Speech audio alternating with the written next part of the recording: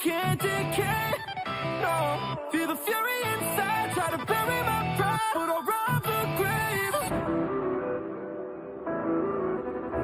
Death, become my blade once more.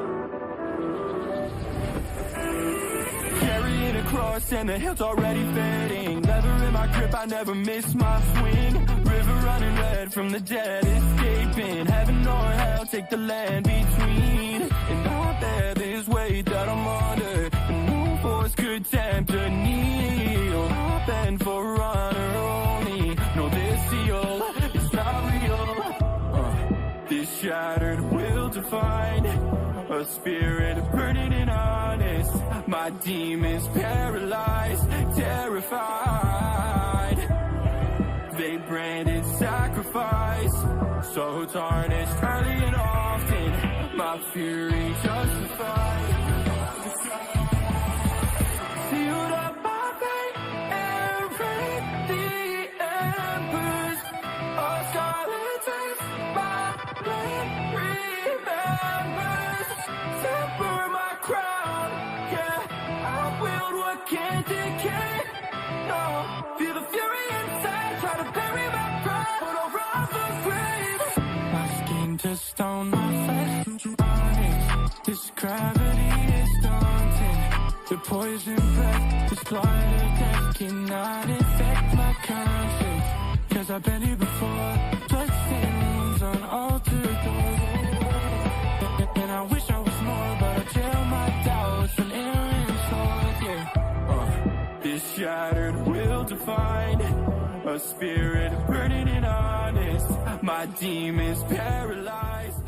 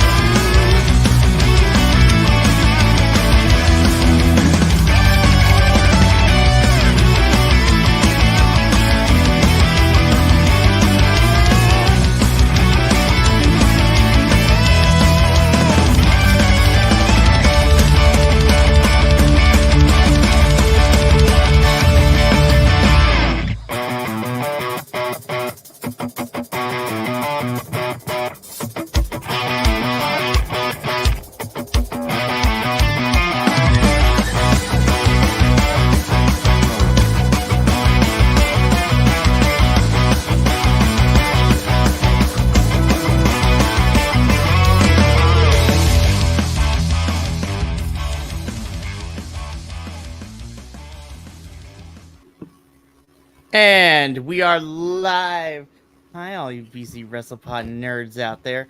And welcome to another episode of the Takedown Troupe, your weekly TNA Wrestling Review Squad.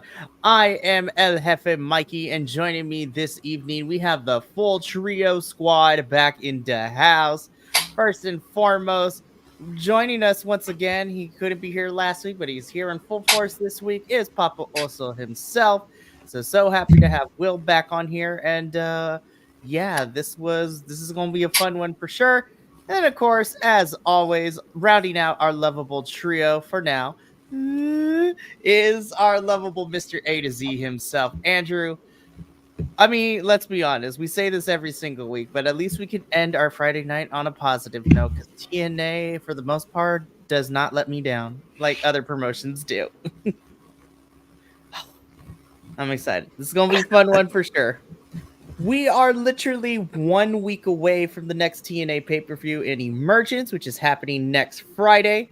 And we got some new matches made after this episode, what we'll talk about at the end. But let us just rip the Band-Aid off and just jump straight into this week's episode, because we kick off with an Ultimate X qualifier match. There are only 2 spots left, and the final 2 spots get filled tonight. But our first qualifier match that opened the show we saw Hammerstone taking on the king of TNA himself, Frankie Kazarian, and the time splitter Kushida, in what I thought was a pretty fun match. Now, I wasn't sure what direction we were going to lead for this particular match and who was going to end up in the final Ultimate X lineup. But given the fact that, spoiler alert, Hammerstone won this thing, Hammerstone's going to be chucking some X Division stars all up and down, and it's going to be fantastic, and I'm kind of here for it. But I'm gonna go to Andrew first. Andrew, we just jumped straight into the qualifier. How did we feel about this match, and what do we think about Hammerstone being in the lineup for Ultimate X? I mean, I kind of figured that was going to be the case when I saw this match. If Jake something's not going to be in there, Hammerstone's another good choice. They was pointed out by commentary. I'm very interested to see how Hammerstone's going to deal with Ultimate X. Seeing him climb up to try and get that is going to be pretty interesting. But I think overall he's going to be a great addition to this match. The match we got tonight was fun. There was some good action. I liked the little sneakiness that Kushida pulled out by faking the mist. That was a fun little bit. I like the finishing sequence between Kushida and Hammerstone as they kind of like counter wrestled each other, all with basically Kushida climbing on Hammerstone. I thought it was a good way to start off. It had some good action and intrigue into it. It wasn't my favorite of the eliminator matches or contender matches, but it was solid. And for Papa, also for you, Will, you just came straight back into it. We have 4 out of the 6 spots filled by the time of the start of this episode, and you got to witness the last 2 spots get filled and the field for Ultimate X being finalized. So, question 1, how did you feel about this qualifier match? And at this point, how do you feel about the field for Ultimate X so far? Well, I felt okay. This was a good match. I feel that this match was just a match. I think it was like they needed to get Hammerstone in the mix, and I think this is how they did it, which is great, and that's fine. I think I think they put Hammerstone into it to make the Ultimate X battle more interesting. I don't think he's got a shot at it, but I think it's like you said. I think it's literally him. Literally tossing people around, and I think eventually they'll have to like come together and take him out in order to like. I mean, that's kind of what I have. That's how it feels, because looking at what we have, I mean, he's like the biggest guy there. I mean, he's like huge, and I'm just like, okay, that's what he's there for. Okay, which is fine, and it makes for good theater or for good television. So, I mean, it was a good match. Again, I don't think it was the best match of the night, but it was good. It was fun. It was, the outcome was exactly what I thought it was going to be. I was like, oh, Hammerstone's okay. That's like, all right. It's going to be him tossing people around, for the most part. I mean, I thought they all held well. I thought they did their job, but we all knew that Hammerstone was going to come out on the top of this one. I mean, we just knew that. So it was good, though. I mean, I enjoyed it.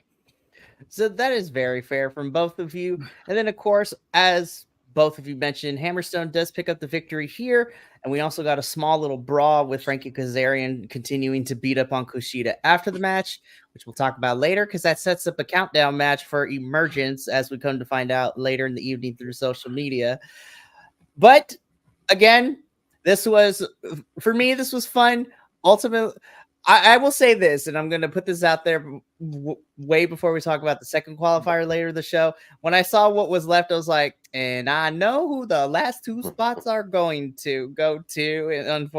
But with Hammerstone in there, I'm excited. If Jake wasn't going to be in there, we need some sort of powerhouse who also surprisingly has hops, because if anybody is familiar with Alex Hammerstone's work, that man also can have hops. So it's going to be fantastic for sure.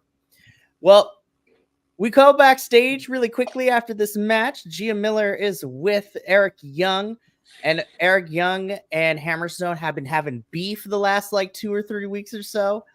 And what surprises me about this whole thing is that Steve Macklin enters into frame, just gives an evil look to Gia, and she's like, "Okay, I don't want no part of this. I'm out of here." Like she leaves, which then which allows Steve Macklin to tell Eric Young that he's going to watch Hammerstone and Eric Young's match next week.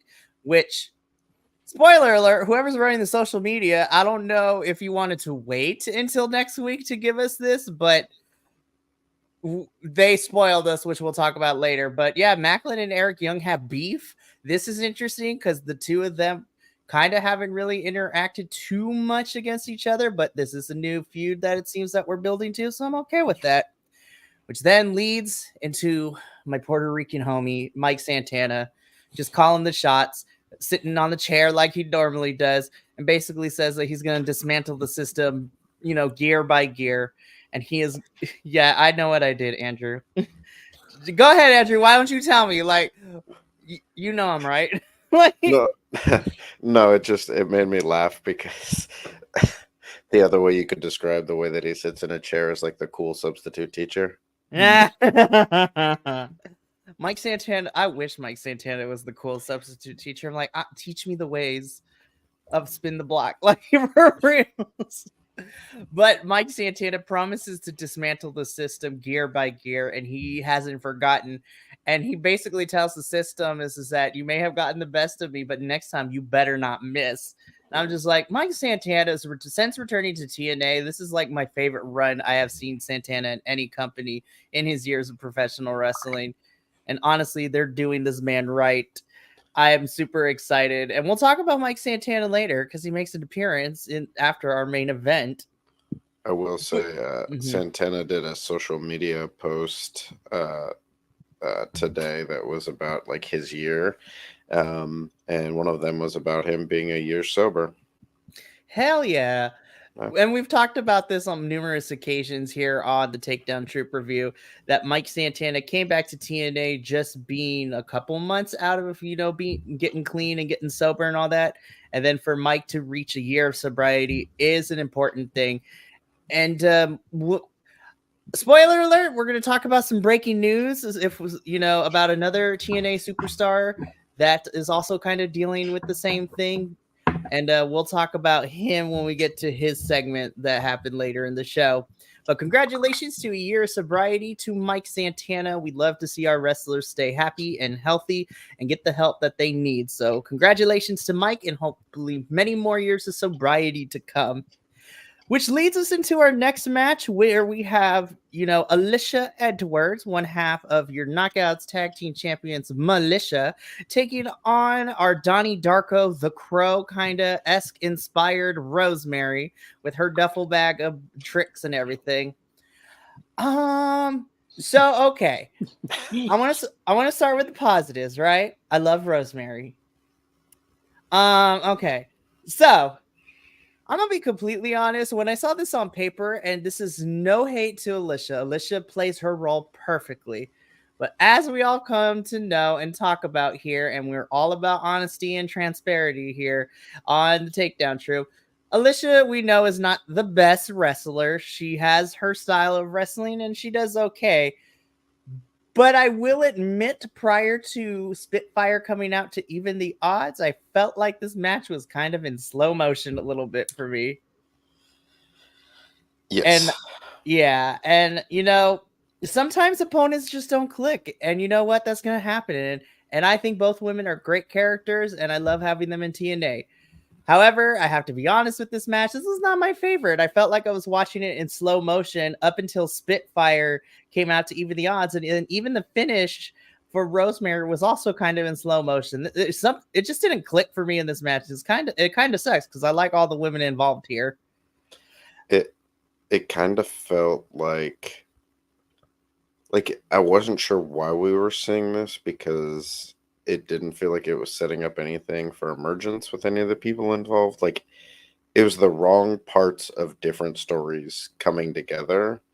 And then they tried to tie it together with having Spitfire come out to, create some interference. But nothing just clicked the whole way around for this, which is unfortunate because I have enjoyed all of the parts that were involved, including Alicia Edwards. I think she has become one of the most entertaining parts of the system.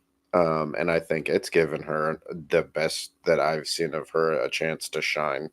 So it was just really weird and off. Hopefully it was just a one night thing, and we'll continue to get better from all of them. I hope so. Will, how about you? How did you feel about this match? I concur with the both of you. I thought this was, you know what it felt like? It felt like I was at training day and we were watching like a sparring match as opposed to like a wrestling match. I mean, it really did. It felt kind of like, oh, we're in training class or something. I don't know. But it was, and I think you did feel slow, and I think it's because of the way they were doing. I mean, it was very like set up, move. I agree, and which is unfortunate because I even though I am not a fan of Alicia Edwards, I agree. I think she's kind of grown into her own, and I think she's the only good thing about the system, to be quite honest. When I look at all of them, I'm thinking, oh yeah, absolutely. I would believe it or not, I would pick her over everybody else. And of course I love Rosemary. I freaking love that character. And I like Alicia's character too, because it's supposed to be a horrible person, but it didn't, I don't know. I couldn't get into it. Even when Spitfire came out, I was just sort of like, oh, thank God. Is it over? Is it over now? Okay. Okay, it's over. Okay, good. Can we move? Now we can move on. I mean, it did. It just, and I hate that. Because especially because it's a women's match, and I'm just like, I could have lived with this, whatever this was, on a later match down the road, and we all know which one I'm talking about. Because I hated seeing them underperform. When I know they're capable of so much more. So I don't know what was going on in this match. I mean, I don't even know why this match was happening.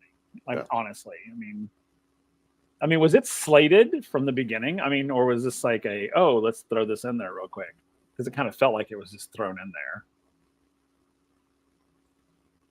So I don't know if you knew or what. I don't know. That's what I have to say. Did Mikey freeze? I mean, I'm back. I'm like, the internet is throttling here. I think Rosemary heard us talking about this match, and she's not quite happy about it. I was like talking, and no one was responding, and I was like, did I say something? No, the internet is throttling. Rosemary heard me, and she's coming for me from the other world. But yeah, I mean, I agree with you, Will. When Spitfire came out, I was just like, okay, they took out Masha, even the odds. And again, the finish was just kind of also in slow motion as well. Yeah. It was unfortunate. Rosemary does win, but I'm worried for Rosemary right now because we thought we were going somewhere with her facing Jordan. Literally, what was it, last week, Andrew? Yeah, it was last week that Rosemary and Jordan fought for that TNA championship. And then now I'm worried we don't know what we're doing with Rosemary. So hopefully that changes because I love Rosemary. And I want to see a new challenger for Jordan because Jordan has pretty much taken out every other woman in the knockouts division right now. Yeah, I think that's the issue with the depth of their knockouts divisions is it doesn't just affect the champion and who their challengers are. It affects the potential challengers because they don't have other opponents to face. And you can't burn through them quickly because once you get rid of them, you've lost one of your two potential challengers. So, yeah, it's a hard spot for them to be in right now. Yeah. And you know what? This is crazy because we go from this match that wasn't necessarily my favorite to our campiest fight this evening. And I was just like, I'm here for the camp because we don't waste no time because after we get a backstage segment really quick by Ash by Elegance in which we find out she will be fighting Jordan next week in a match by Elegance. I don't know what that entails, but if it gives me bedazzled weaponry, I'm here for it. Like, give me bedazzled kendo sticks. And, honestly, it fits with Ash's character and everything. And just, from the bits of the interview we did back in New Jersey back in May, I'm like, man, I can't believe we've been following this story and now we're about to see something crazy. I'm here for it.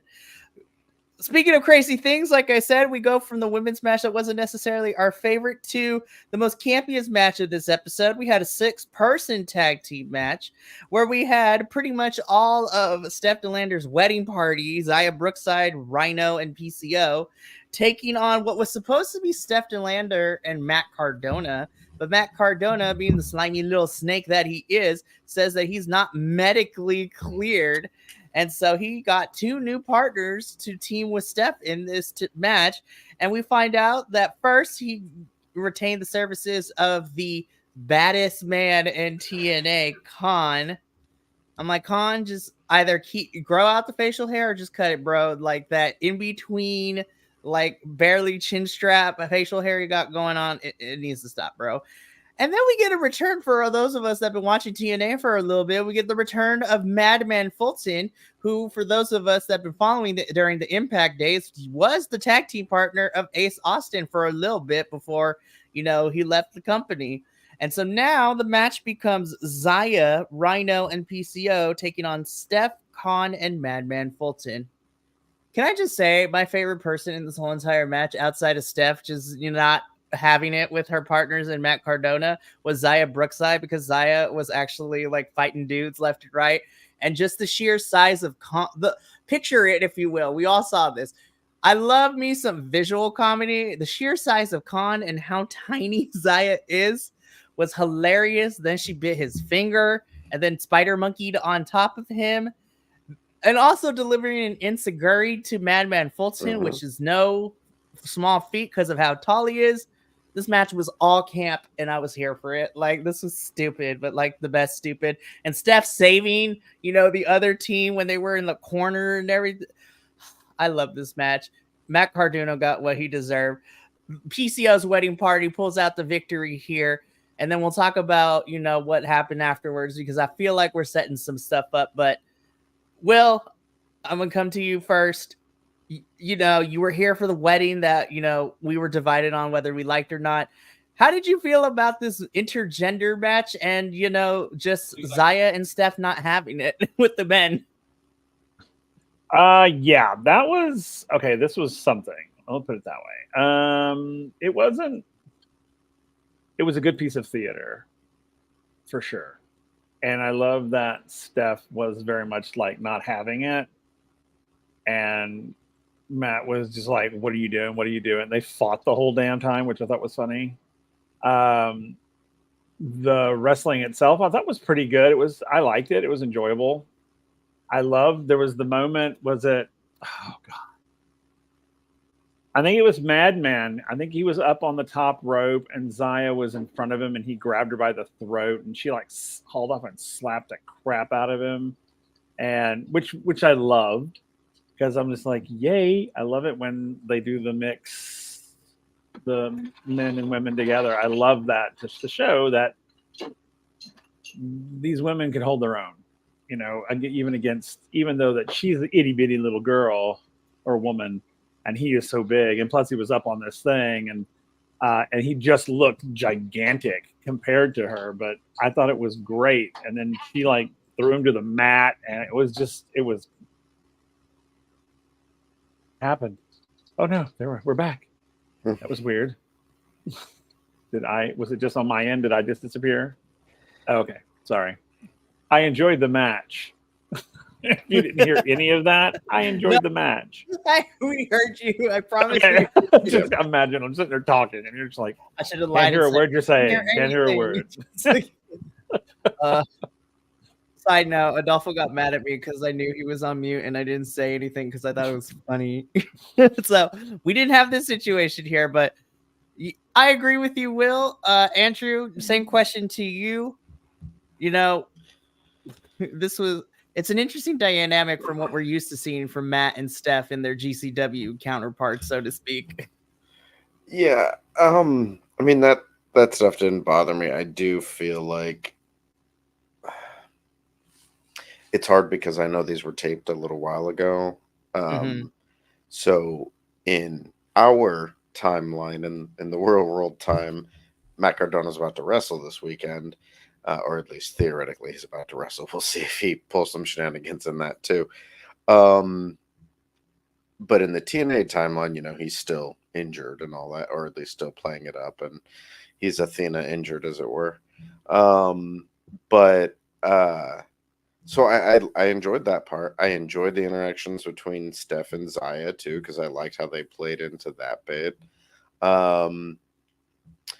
I thought it was interesting bringing in Khan and Madman Fulton. The thing I got out of this actually that I liked, I was like, okay, I kind of like the idea of Khan and Fulton together. Like that could be a good tag team to be in TNA. While Khan was fun when he was being a monster, I think his run as a singles person in that regard is very limited because I just don't think he has the staying power for it. So if we're going to keep them maybe as like enforcers for Matt Cardona, or just have them kind of be like, hey, we're two big dudes, let's just go beat the crap out of people and like go after those tag team titles or something, I think it could be interesting. I felt I enjoyed the match itself a little less. I felt that it didn't have enough of the qualities that enable PCO to shine.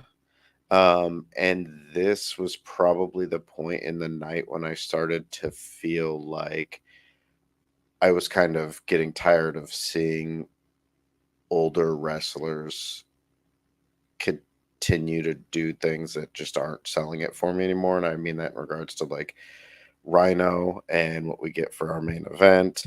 But there was just some spots where it slowed down and things were just not clicking for me. And I think that's why when Zaya was in there, it picked up and got a little more fun, because even though the size disparity was so great, she went with it, and they went, they could go there, and so she could sell a lot of those things. So I think that was the biggest problem for me, and it also is now getting to the point where I need payoff for this story, because we're starting to stretch it out a little bit. So I think they need to, if they're going to continue this, they just need to take it into Emergence and have finish the story and move on. Right. Ultimately, and again, in our current timeline, Matt Cardona is supposedly going to be wrestling this tomorrow at Homecoming Night 1. And if that ends up being the case, I'm pretty sure, I don't think it's going to happen at Emerges, but I'm pretty sure at Victory Road, we might see PCO versus Matt Cardona for the Digital Media Championship.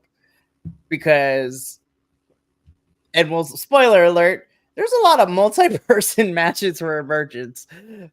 And we have like 2 singles matches so far confirmed, and I'm very interested in this take. But you know what? At this point, last year, we were on the same boat. We're like, what is going on with this booking? But I digress. Like I said, team wedding party ends up picking up the victory here. Matt tries to get Steph to leave with him, but she is having none of it and joins her husband PCO and the rest of the wedding party. Honestly, if I'm gonna be completely honest, if PCO and Matt Cardona is not the thing, Steph versus Matt would be very interesting, because we know intergender matches are a lot of fun, and I would like to see Steph beat the tar out of Matt, which then leads us into our brief vignette a little bit, where we have Nick Nemeth and Josh Alexander talk about their hour-long Iron Man match that's about to happen, which leads us into a backstage segment with Jordan answering Ash's promo for the match by Elegance, which then leads us into our final qualifier, Laredo Kid versus Jay Vidal versus Bhupinder Gujjar. I don't want to say this match was bad. I feel really bad for Jay on when he tried to jump the ropes, because that man almost died, and I got worried for him for a little bit. But again, I watched this and I was like, well, all right, I know who's winning this. So, Andrew, Laredo Kid, Jay Vidal, Bhupinder Gujjar, how do we feel about this match? I feel like it's too harsh to say we were scraping the bottom here. But that's definitely what it felt like. They should not have made this the last qualifier match. If anything, this should have been the first one. In reality, what they should have done was taken all three of these people and dispersed them through the other matches and made the matches a little more even. In your first three, you had some big names in there, and this one was just the fact that Laredo Kid was the biggest name in there, and I don't think anyone is thinking he's going to be winning the X Division title. It was just, we need another person in that match, so let's have one more match and just throw somebody in there. It started off and I was like, all right, this could be fun. And then it just never started. It was kind of like watching a new driver learn to drive stick shift, where it was just a lot of stop and start. And that's unfortunate because, I actually really wanted Jay Vidal to get some kind of push when he was leaving the Chantourage and everything. And this match didn't do anybody any favors. No, and looking back at my notes and seeing who we had in the other qualifiers, I feel that we could have moved a couple people around, like take these three and disperse them amongst the other ones. Because I'm gonna be honest, even with the Frankie Hammerstone and Kushida one, even though that was not necessarily my favorite, I was like, okay, that makes sense. Like all these people here. I don't want to say this and get some hate and heat for this one, but this was like, this match felt like oh crap, who do we have left? Okay, throw them all in one. This was the leftover. These were the last people that did not get picked for kickball, and so by default we're like, okay, I guess we're gonna have to put them together to have them fight it out, I guess. Which is sad because I think individually I like all of them. Bhupinder's been killing it on Explosion. I miss him on my screen. I think Jay is something fresh for the division, and we know he can go, and he plays that comedic heel very perfectly. And you know what? Even though his title reign as Digital Media Champion was not necessarily my favorite, I do like Laredo Kid because I think he's talented. But I'm just like, all right, well, fine. So, Will, I'm going to ask you the same question. How did you feel about this match? And then secondary question, now that we have the field set, how do we feel? And this is for both of everybody. How do we feel about the final, roster? But Will, how did you feel about the match first? And then we'll get to the roster. I mean, I concur. I think it literally was like execs going, yeah, let's put these guys together. That's awesome. Oh, then these guys, yeah. All right, we got one more fight. What do we got? Oh, shit. Okay, hey, you go out and do some stuff. And and it sucks because it's such a disservice to the wrestlers. I mean, I felt like we fell into stereotypes in this match. Like Jay was the hot gay one. I mean, he was like super like all over, and and the Laredo Kid was the stereotypical luchador. And it was. I felt like it was all like, what? It's like, wait, this is a qualifying match for what? The circus? Oh my god! Yeah. I mean, seriously. And I actually felt bad for the wrestlers. I did too. And I agree. I think they should have put these three in the other matches and dispersed them in, and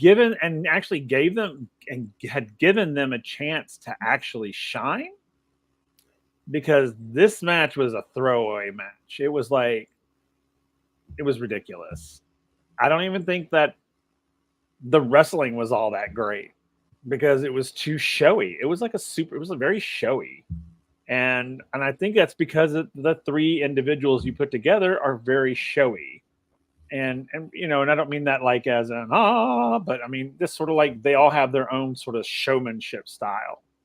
And it became that. And I was just like, and I mean, we knew who was going to win it. I mean, we did. At least I did. I called it right out the gate, but which is unfortunate because I really want to see Jay get in some stuff. I think, they had him break away from the whole, as you know, Andrew was saying, the entourage, and going out on his own, and yet we're throwing him into matches like this where he becomes the comedic aspect of the match, and I hate that. Being a gay man myself, I hate that stereotype is what it became. And it's like, and he got his ass kicked the whole time. And I'm like, let me tell you something. I'll beat your ass. I mean, seriously, I'm a big dude and I know how to fight. And if you come at me, I'm going to take you down. And yeah, I'm as queer as a $3 bill. And I'm like, why do we have to fall into that stereotype? You know, that drives me insane. And I know I've seen Jay wrestle before, and he's a pretty darn good wrestler. So instead of like putting him in a match and making him the fop, let him be in a match and actually kick somebody's ass, because we know he can. So why are we not doing that? Why are we not showcasing that? You know, and then Laredo Kid coming out of like the shadows, I'm just like, what?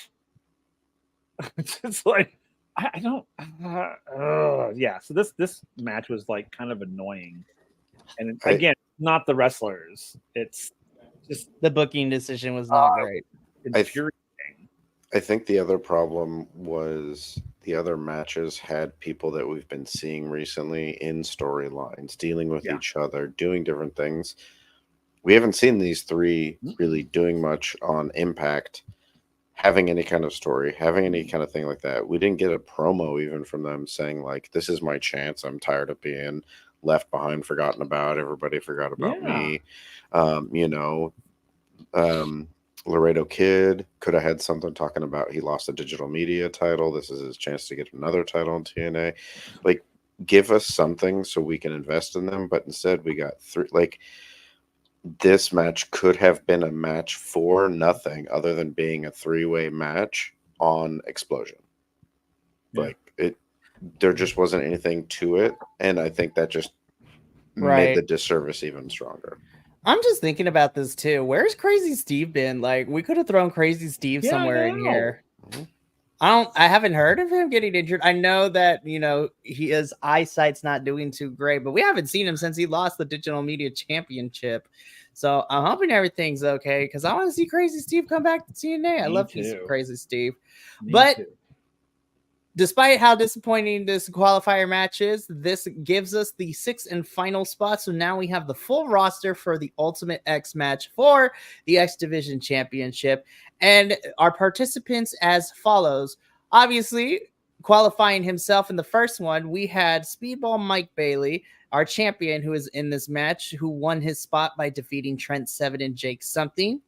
We have Zachary Wentz of the Rascals winning his spot by defeating Casey Navarro and NXT star Dante Chen. I'm going to come back to the most surprising one. We had Jason Hotch, one half of the Good Hands, earn his spot, but he was helped given his spot by his tag team partner by defeating Ace Austin and Rich Homie Swan. And then we rounded out with Hammerstone beating Frankie Kazarian and Kushida, and Laredo Kid defeated Jay Vidal and Bhupinder Gujjar, who is one bandana away from looking like Jinder Mahal from 3MB in WWE. I was just like, oh, I don't know if I like this. But the most surprising one, and the one that I really am kind of excited to see what he does, NXT star and Chase U student Riley Osborne earned his spot by beating Chris Bay and John Skyler. I don't know about you guys. Obviously, I think Speedball's retaining here because it would be a hell of a short title reign. But I'm actually really excited to see what Riley does in this match. Of everybody that is in this match, I'm like, okay, you are like the unknown factor for me. So I'm excited to see what Riley does. But honestly, I think this match is going to be great. I think all our high flyers are going to do what they do best. Hammerstone's going to throw people left and right. Honestly, if Hammerstone does some hops and, you know, drops from the top of the rope onto people, I'll be like, best match of 2024. I'm not even going to lie. Like, the prospect of what could happen makes me super excited. I don't know about you guys, but I'm excited for this match at Emergence. Yeah, it should be an awesome match. It's going to be.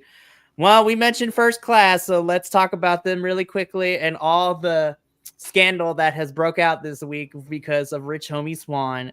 So backstage, we get First Class, mostly Rich arguing with the ref, saying that he was screwed out of his spot in Ultimate X and he deserves to be champion. AJ Francis is there as backup to this ref.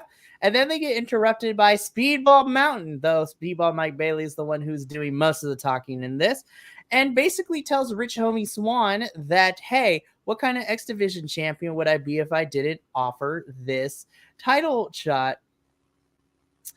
But all right, we get confirmation that we're getting this championship match next week on the Go Home show. But let's talk about what broke out this week. So Rich Homie Swan, however you want to call him these days, a few days ago was arrested in Florida and has, agreed to go to rehab for substance abuse. This is the second time this has happened to Rich in his TNA career. The first time happened in the middle of COVID and pandemic during his feud with Kenny Omega, which we would come to find out later. That is the reason why Kenny won the belt off of Rich in that title for title match during Rebellion 2021, a lot sooner than he was planned to, which we come to find out later. Okay. So let's get through this, and then I see we also have a comment in the chat, so we shall answer that. Alrighty, so Rich Homie Swan, he is indefinitely suspended for who knows how long. He has to go, through the program for substance abuse. Second time this has happened for Rich, which is very unfortunate. And honestly, I believe, and maybe I'm wrong in thinking about this, but I think this is what also happened in WWE when he was in WWE too. He got in trouble for something akin to what's going on right now. Look, I can't speak for anybody who has dealt with addiction or substance abuse. I do know that is a hell of a journey and a hell of a demon to fight. And of anything of this whole situation, like I was talking with Andrew when this broke, I'm just really disappointed and I'm saddened for Rich Swan because even though his current character is not necessarily my favorite, I thought he and AJ were actually doing really good things together. And I feel bad for Rich, but I feel really bad, and I can't believe I'm saying this, I feel really bad for AJ because now this throws a wrench into plans because I'm pretty sure First Class was going to feud with ABC for those tag team championships based on what we've been seeing over the last couple of weeks in TNA. I mean, this is an open forum, so boys, you can talk about what's went on with Rich. You could talk about anything related to this, but like the floor is yours. How do we feel about this kind of whole situation right now? Go ahead. I just had a clarification question. Do we know if this was, if I'm assuming he's going to like rehab? Do we know if it was like he's decided to do that or he was instructed to do it? I couldn't get a clarification whether it was his choice or TNA's, but the end result being that whether it was his choice or TNA's, he is going to this through the program to kind of do this. So I wouldn't be surprised if, TNA is like, hey, so you got arrested. We want to keep you on the roster, but you got to get the help, man, if you want to keep this job. So I could see it going either way. It could be a personal choice. It could be TNA be like, hey, man, like we kind of need you to do this. It could have been a compromise. I couldn't find anything, which tail end of it would end up being. So that's all I was able to figure out. I was just going to say, I mean, this is it.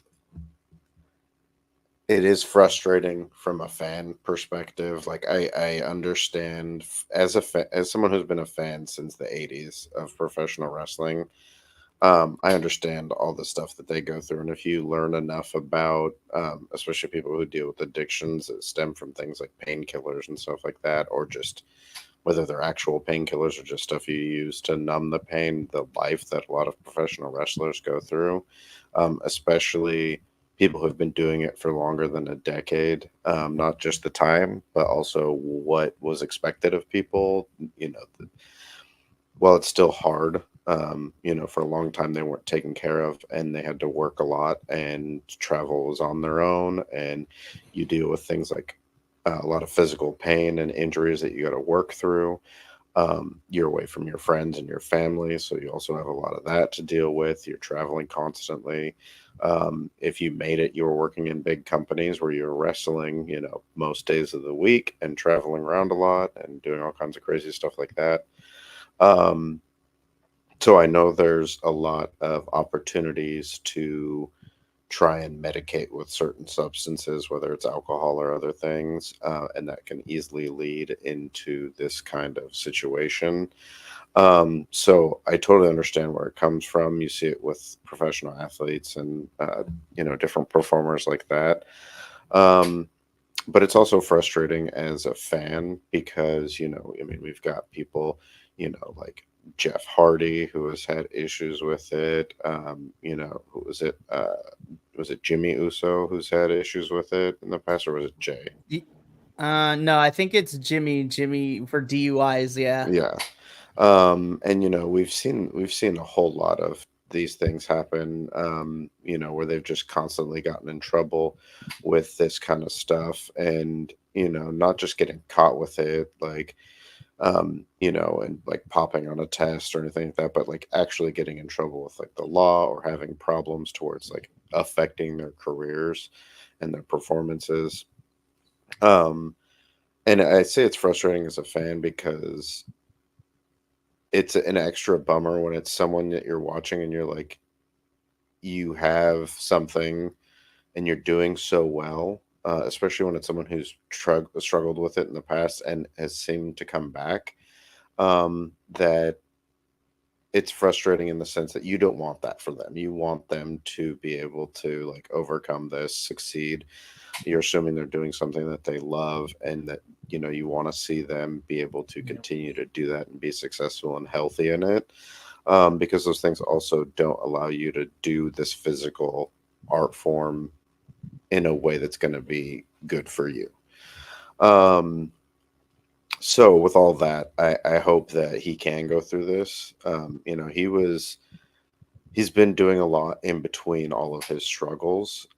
So I hope that he can, recover quickly and get back and like find a better place, that he can come back and do these things with. We just talked about Mike Santana, having a year sobriety. And I think that he was someone that really faced that aspect of his life. And has been able to overcome it. And we've seen how much that's changed, not just his in-ring performance, but his approach to his professional life. And I'm assuming his personal life, but, I can only go off of what we're privy to. So, I hope that this is not going to be a long-term thing for him. I hope that he can find, a better route for stuff. As far as TNA goes, I think they're actually in a really lucky position because they're all pre-taped until we get to their big events. They're able to continue this into next week, have the match that's already been filmed, and have a reason why Rich Swann isn't at Emergence, because he lost all of his chances to be in matches there. We haven't seen anything set up specifically about ABC and First Class for that title, so it's not a match they have to come out and be like, oh, we have to cancel this and come up for some storyline reason why. So they got lucky in that aspect as far as their storytelling goes. So hopefully overall it's not something that affects everybody too greatly, other than being able to deal with this. Hopefully AJ can get something out of it, and we'll see some stuff come from that, and other people that were involved. If there was a match planned with ABC, obviously that takes away from them, and hopefully they get to still have some opponents at Emergence and all that. So we'll see what happens, but yeah, it's a bummer. It is for sure. I found an article that says that let's see, Swann was voluntarily entering a treatment program. Okay, that's good. Yeah, that's good. So from all of us here at Takedown Troupe, we wish nothing but a speedy recovery for Rich Swann and I hope we get to see you soon as you complete the program and you are in a space to be able to come back, because we like you, Rich. We really do. So we're going to put a pause real quick. We have a question that is not necessarily related, but I did see this report earlier in the week from our watcher David Valentine. Will Shane McMahon buy TNA for $20 million? I did see that report. So here's the thing. I am not a businessman. I have no educational background when it comes to businesses. I know that Shane has been making the rounds to a bunch of different companies just in general. So we've kind of talked about this in previous episodes of TNA and just on BC WrestlePod in general. Shane McMahon buying a company to run is a little 50-50 for me. I don't think he's as bad as his dad, in all honesty, but there are some things they both share that I'm not necessarily a fan of. However, I think the tricky thing is if Shane were to buy TNA, because TNA is involved in the parent company of Anthem, which is also a subsidiary from TKO, which is the company that UFC and WWE are part of. And with this WWE and TNA relationship that's going on with NXT right now, I think there might be some contractual lawyers that may be taking a look at that if Shane were to make his move. I don't think it's likely he's going to buy TNA because of that partnership that Anthem has with TKO and all that. I wouldn't be surprised because at the end of the day, money talks. So, but I don't think, at least for now, I don't think TNA is going to be bought out by anybody, let alone Shane McMahon, if that makes any sense. God, I hope not. Because then it's like, all right, guys, well, we can't be watching TNA no more. Sorry, bye. I would be so mad. But thank you for the question, David. If you have any more questions during this review, please let us know, and we will do our best to answer it.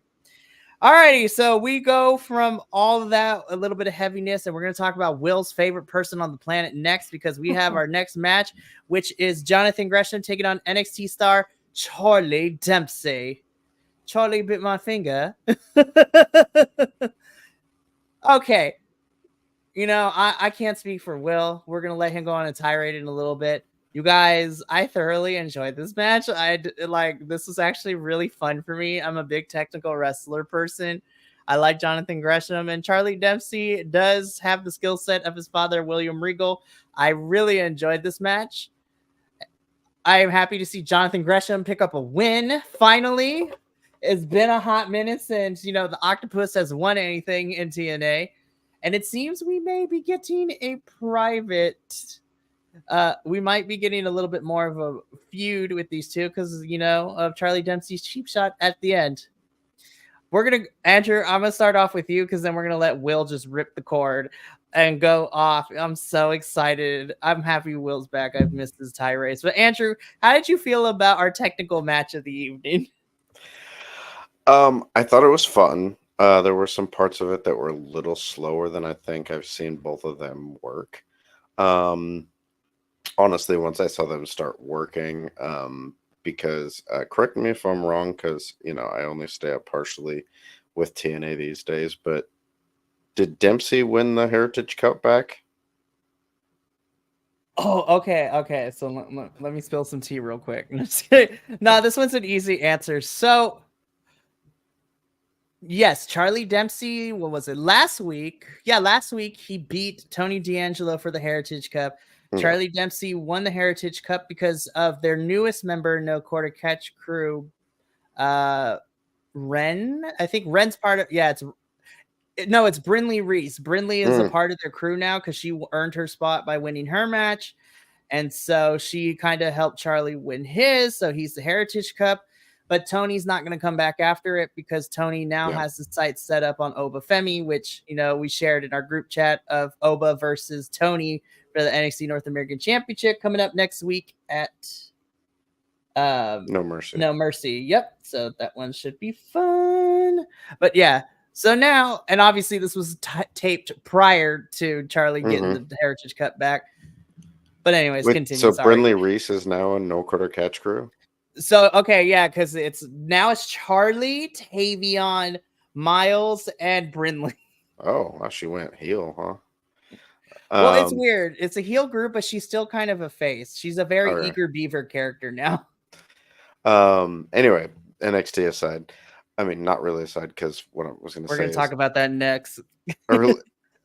already watching this, I was like, I want to see Jonathan Gresham wrestle in a Heritage Cup style match, because that would be so good, so entertaining, and it would be awesome for him to get a chance to appear over in NXT too, along with some of his TNA roster mates. I mean, his wifey was there at the Rumble and was also fighting Roxanne at Battleground. Yeah, she got to fight for a title. He can fight for the Trophy Cup. But this match was good. It was fun. I'd like to see them go at it a few more times with a little more aggression, which, like you said, I think that's what we're getting set up here. I wouldn't mind a story building where we see the more aggressive Charlie Dempsey that we see in TNA push Jonathan Gresham to a point where he snaps and the octopus comes back out. That could be kind of fun and a good way to continue telling that story. And maybe that's how we get, Charlie Dempsey's story in a TNA to kind of wrap up or something. But it was good. It was fun. I thought the finish was very unique. This reminded me of a conglomeration of like Pure Rules and Heritage Cup and kind of all that kind of stuff, which I know Jonathan Gresham has a history with. And as they kept pointing out, the catch as catch can style wrestling, this was as different from traditional wrestling in what we see in professional wrestling nowadays as like lucha libre is. Like, there is a very specific style. It's a very unique style. It's something that a lot of people don't do, and it's a style that we don't get to see a whole match of. And so I think that was definitely something that was fun to see. Also, Jonathan Gresham in Bloodsport would be awesome. Yes, give me Jonathan Gresham in Bloodsport, please. Alrighty. Me and Andrew have said our piece, and now it is time for your weekly. Okay. Will, you can only fawn over Charlie Dempsey for so long. We got to set a time limit here because we only have so long. Alrighty. Papa also to the stage. I got nothing to say. I mean that I haven't said already. Looking outside of all of that, I thought the match was pretty decent. I liked it. It was very technical, and it's, this is one of those matches where if you're not into like the actual like style of technical wrestling, I can see where it wouldn't be your forte because it's not showy, that sort of thing. It's very like, this is wrestling. This is what wrestling is. And I like that. I like the idea of this match. And Jonathan Gresham is fantastic. I mean, he is. He's just a big bulk of a guy who can do all this really great technical work. And he's so exciting to watch.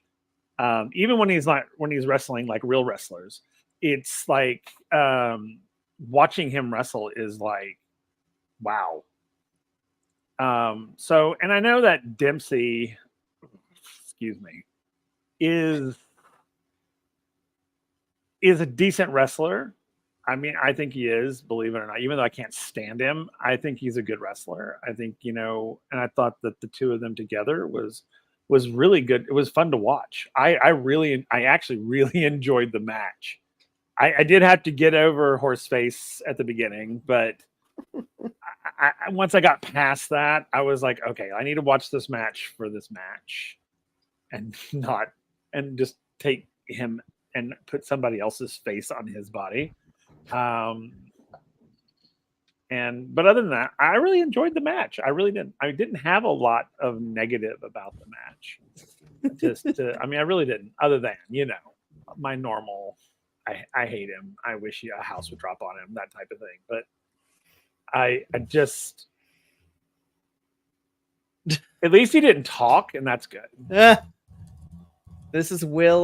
This is Papa also internally watching this match, just being like, "Oh, Jack Perry, you have become my favorite meme now." It's just, I don't know. I can't take the man seriously. I can't. That's fair. I just can't. One, he talks like a fifth grader. He needs to get a damn haircut or do something with that mop up on your head, dude. I mean, right now it looks bad. I mean, it does not frame his face well at all, which is saying something considering what he has as a face. It's not, his whole thing is just not working. You know, if he got a better aesthetic, I think I could get behind him. Shut up. Dude, no. There is no secret attraction here. There's no absolutely. It's a sort of love affair, are we? No.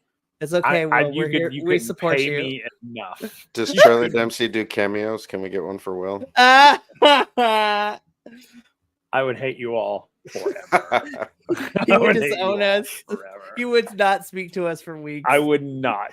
It's like, be like, hey guys, the images coming through the chat is enough. Hey, we keep entertained somehow with everything going on. Like, oh, God. I knew it wouldn't last long. I knew we would get Will to express his true feelings again. I can't stand it. Yeah. I just can't get behind the dude. I just can't.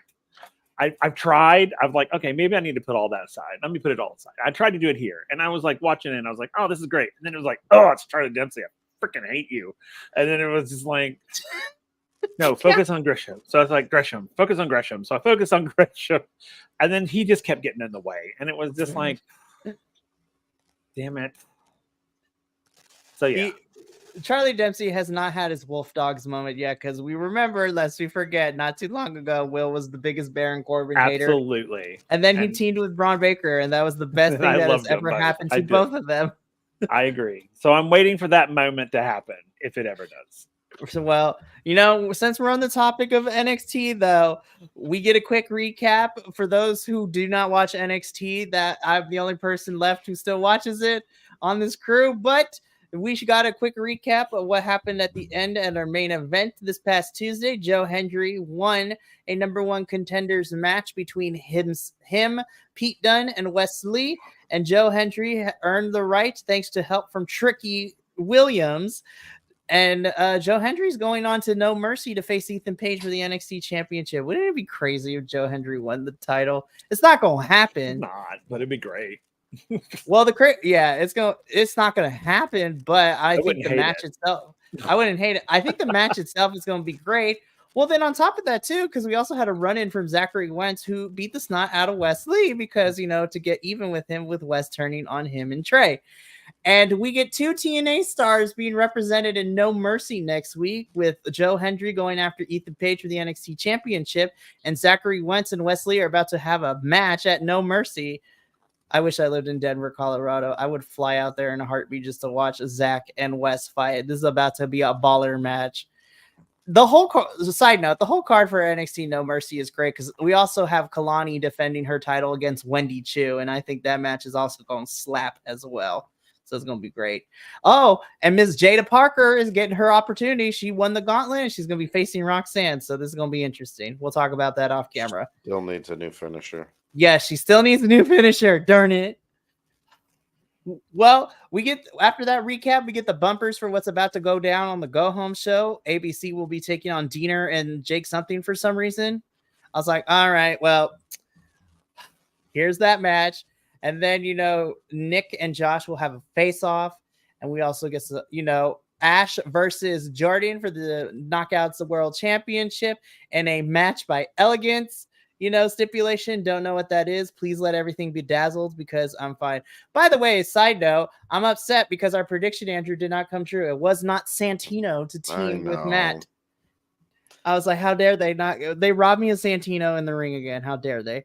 All right, kids, we made it to the main event. This is a tag team match. We have Jeff and Matt Hardy, the Hardys, taking on JDC and Moose in this tag team match.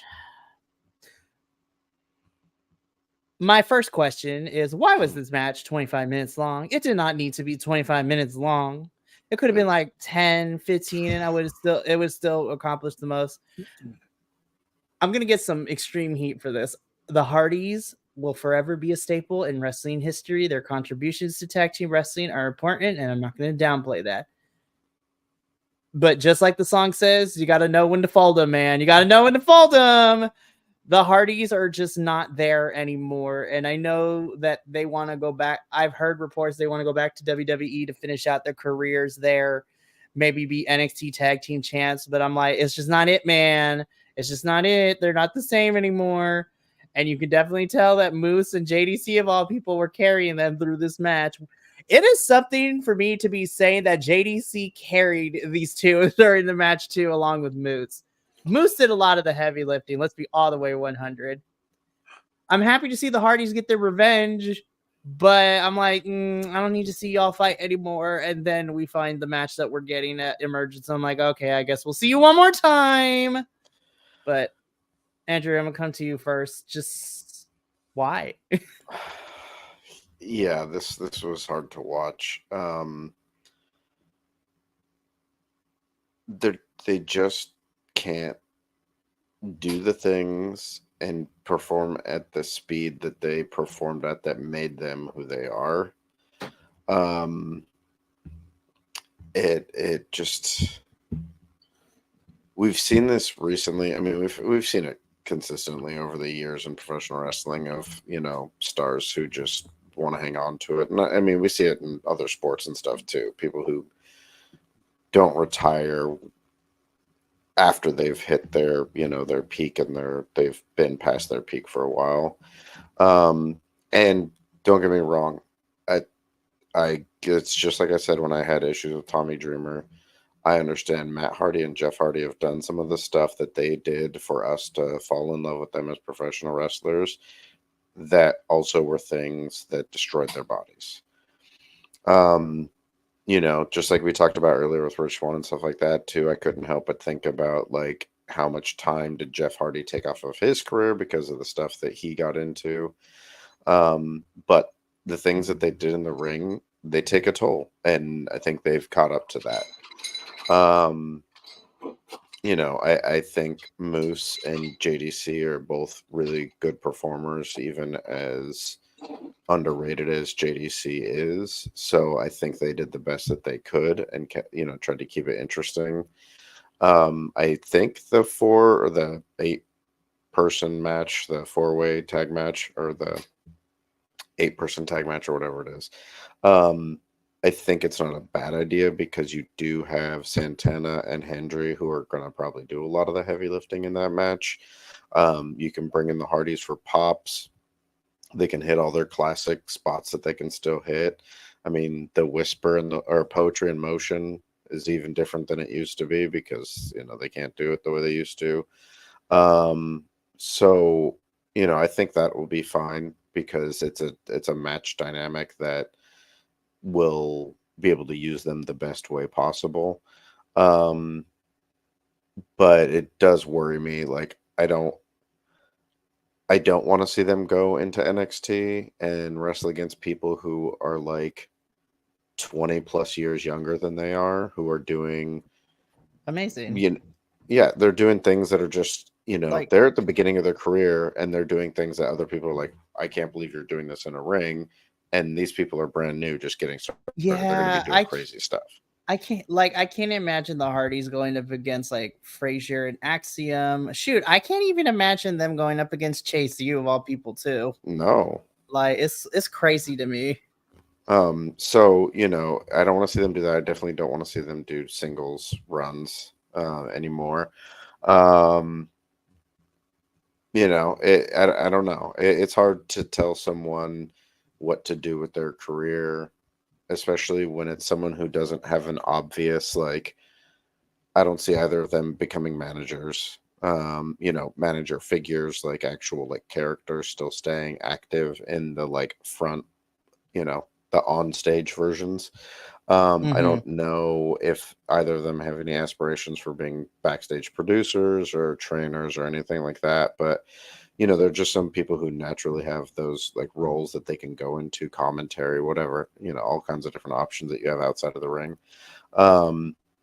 So that was hard. The match itself, like watching it, I was just like, this should not be the main event. Like, I get why it is, but it's just, this was not it. And I think this was the culmination of most of this night of like, there was just something off.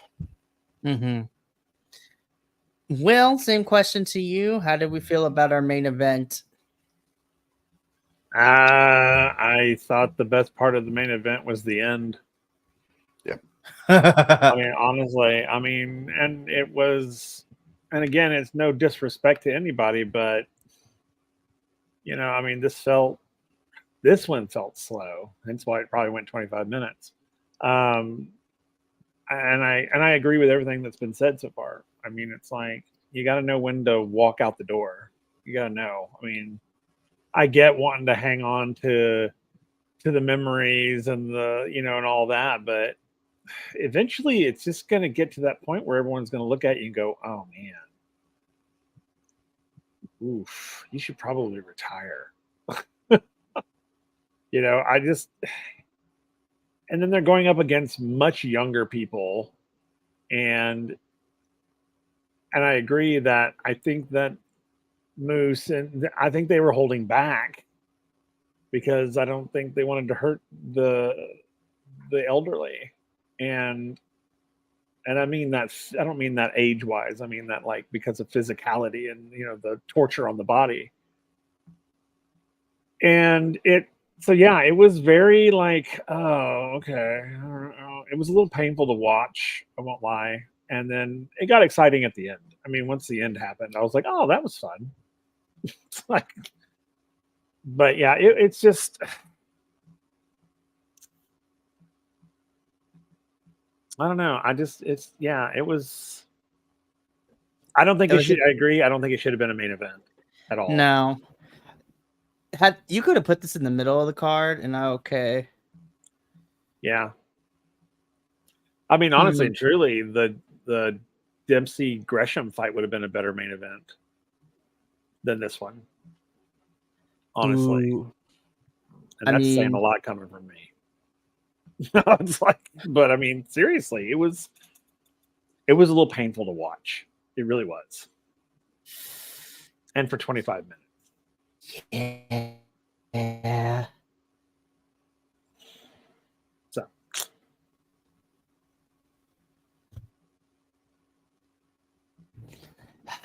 Well, the Hardys do win the match, but they don't get to celebrate for long because the Moose comes back and, attacks them, which then, prompts Mike Santana to come out to even the odds, making it a 3-on-3.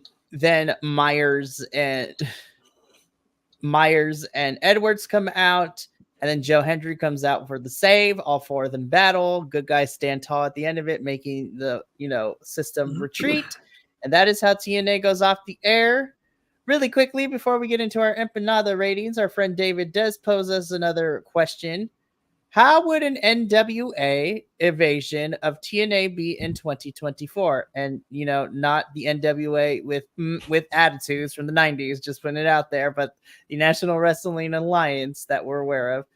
Okay. I'm going to be completely honest. I know a little bit about NWA, but I don't know a lot, so I can't really speak on it, but I'm going to put Andrew on the spot here because Andrew is my encyclopedia. I'm going to be completely honest here. He fills in the gaps where I am not the too great when it comes to wrestling. So, Andrew, I'm gonna let you answer this question. How would an NWA invasion of TNA look like, and would it work in 2024? Actually, yeah, I think it would actually work really well. I was watching NWA for quite a while. Once we started doing more shows, especially once I started getting to GCW, I stepped away. I have been thinking about going back and starting to watch them again, especially now that they're on the CW app. So if you are interested, anyone out there, go check them out. You can watch them on YouTube as well, too. There's a lot of really interesting performers in there. I mean, you've got Max the Impaler, who's the television champion, who could come in. I would love to see Max, face off against anyone like Rosemary or Jordan. I mean, hell, That Max could go in. rematch, Yeah. like from 2 years ago when they faced each other at Victory Road. Oh, so good. Max could Also, face a lot of the people in yeah, TNA for an interesting match. we need non-binary representation. Let's go. I love Mags. They've got some really great tag teams in NWA that could come in and be fun to wrestle against some of the really good tag teams that they have in TNA. They've got some good big personalities that could come in, right? That are kind of at the top right now. So I think there's some good, interesting possibilities for an invasion, especially if you build it like an invasion angle. If you're not trying to bring in the whole roster, if you're just trying to like NWA, so like Billy Corgan brings in a specific group, like this is my invasion stable, so like my big people, whether it's the champions or like the people that would do this for him come in and invade, or if it's one of the stables that already exists in NWA. I think you could have some interesting storylines there. I think you could also equally have an interesting chance of having NWA invade TNA and then have TNA also show up in NWA and do some matches there. And the nice thing is there's a lot of similarity between the two companies. They're both smaller companies. They both have smaller rosters. But they also have a similar feel, and while they're both trying to meet modern audiences in their own way, they both have nods back to like classic wrestling. So I think there'd be some definitely interesting possibilities there. And I mean, if you can do it with NXT, it's almost like NXT and TNA crossovers are the one, like, the pendulum in one direction of crossovers. Crossing over with NWA would be like the other direction. And I don't mean that in like a bad way. It would just be like another dynamic of professional wrestling. So I'd be down for it for sure. It could be a lot of fun. That I would be interested to see. I think it would be fun.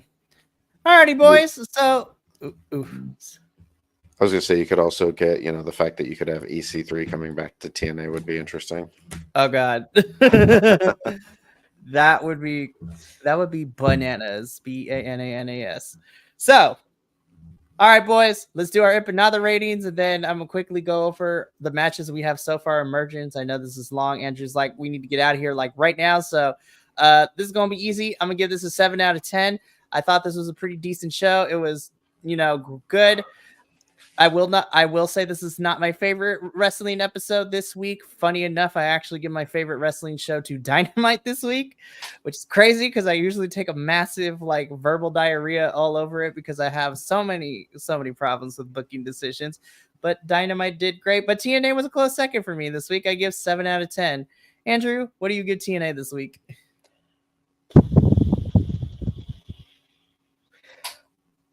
I want to give it a 7 out of 10, but I think I should give it a 6.5. Just kidding. I understand. I honestly, actually, I think I give it a 6. My reason for this is this felt like the weakest week of TNA in a while. Nothing was super exciting. It felt like we were getting to the end of what we had to get to in order to get to Emergence. Which does make me kind of wonder what next week is going to be like, because I'm hoping that because it will be so close to Emergence, it's a go home show that we're going to have like the fanfare leading into the big event. But this just nothing was overly exciting. Like every match felt like it could have been in a different card where there was more exciting things going on. But I did enjoy it, and I think part of my issue was this week. I watched 2 wrestling shows so far this week, and after coming off of a week of watching 5 GCW events that were so fun, so entertaining, even the lower ranked one of those events, which was still really good. I was, spoiled. So I came into this week. It just did not have the same effect. So Will, same question to you. What did you give this week's TNA episode? I actually gave it a 6 That's fair. because I don't think it was like TNA quality. I think this was, let's empty our pockets and see what crap falls out. And I thought there were a lot of missed opportunities, that they could have taken this and either created some new rivalries, like truly created something. Like, I mean, if they didn't want to lead up to the pay-per-view, which is fine, but you don't just throw crap out there and hope something sticks to it. I mean, you got to give us something, because I mean, although some of these matches were really good, they didn't make any sense. I didn't know why they were there. I really don't. I mean, we kind of know. We're like, oh, okay, these two are kind of having a rivalry, but we haven't really set anything up. I mean, it's just like, oh, okay. So, I mean, the thing that made the most sense was the end of the main event. It's the one, to me, it was the one thing that made sense in the whole over story arc. Everything else tonight didn't make much sense. So that's why I gave it such a low grade. And then, again, it's not to the performers. The performers did great. They did their jobs. It just, programming was rough and if non-existent.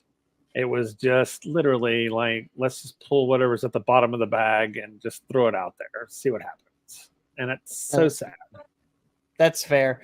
Well, I mean, you touched upon it. It's just like, it was really weird programming. And that's exactly how I kind of feel of all these matches we're getting. So before we end for the evening, just to recap, last week we got 2 matches confirmed from Emergence. We have Jordan teaming up with Spitfire, and they will be taking on Ash by Elegance and, our Knockouts tag team champions, Militia. So Masha Slamovich and Alicia Edwards. And then we also got confirmation that Nick Nemeth versus Josh Alexander for the TNT World Championship will be an 1-hour Iron Man match. So that one should be interesting.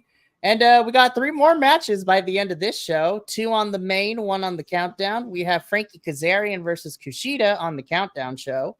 And then on the main card, we have Steve Macklin versus Eric Young, which I feel like somebody misfired that graphic a little earlier before we saw what happens next week.